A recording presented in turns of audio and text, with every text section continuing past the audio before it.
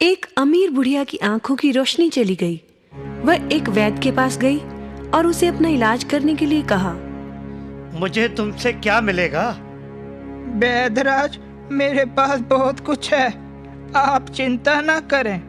अगर मेरी आंखें ठीक हो गई तो मैं आपको उचित इनाम दूंगी, परंतु यदि मुझे दिखाई नहीं दिया तो मैं आपको कुछ नहीं दूंगी। ठीक है, मुझे मंजूर है। मैं कल से आपके घर आकर इलाज शुरू कर दूंगा। वैद्य ने इलाज तो शुरू किया, परंतु उसके घर पड़े अच्छे साजो सामान से उसमें लालच आ गया। बुढ़िया को दिखता तो था नहीं, उसने घर से एक एक कर सारा सामान चुरा लिया। अब तो उसने बुढ़िया के घर जाना ही छोड़ दिया था, परंतु भगवान के घर देर है अंधेर नहीं। अचानक बुढ़िया की आंखें एक दिन ठीक हो गईं। उसने पिछवाड़े में दबा हुआ धन निकाला और फिर उसी तरह बढ़िया जिंदगी जीने लगी। वैद्य ने तो समझा था बुढ़िया का सारा धन जेवर व लूट चुका था, अब उसके पास बचा ही क्या होगा। परंतु जब उसने उसी तरह उसकी पुरानी शानो शौकत देखी तो राज दरबार में उसकी शिकायत कर दी। राज दरबार में बुढ़िया ने माना, मैंने कहा था कि मेरी आंखें ठीक हो गई तो मैं वैद्यराज को इनाम दूंगी, परंतु मुझे तो कुछ दिखाई ही नहीं दिया, तो इनाम का।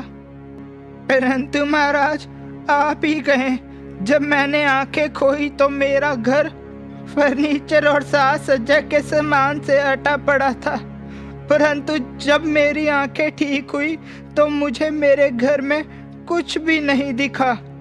जब मुझे कुछ भी नहीं दिखा, यहाँ तक कि एक बर्तन भी नहीं दिखाई दिया, तो ये कैसे कह सकते हैं कि मेरी आंखें ठीक हो गई हैं? अगर ठीक हो गई हैं तो मेरा सारा सामान कहाँ है? राजा ने बुढ़िया को छोड़ दिया और वैद्यराज से उसका सारा सामान लौटाने का हुक्म दिया। बच्चों, इस कहानी से हमें यही शिक्षा मिलती है, जैसे को तैसा ही मिलना चाहिए।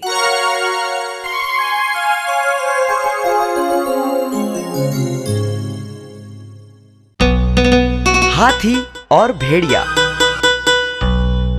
बहुत पुरानी बात है, किसी जंगल में एक हाथी रहा करता था।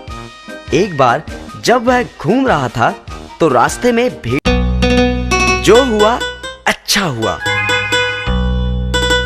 कहीं किसी देश के एक राजा का वजीर हमेशा यही कहता रहता था, जो हुआ मुसीबत से छुटकारा।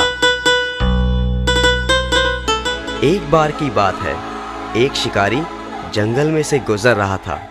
उसे एक पेड़ पर कबूतरों का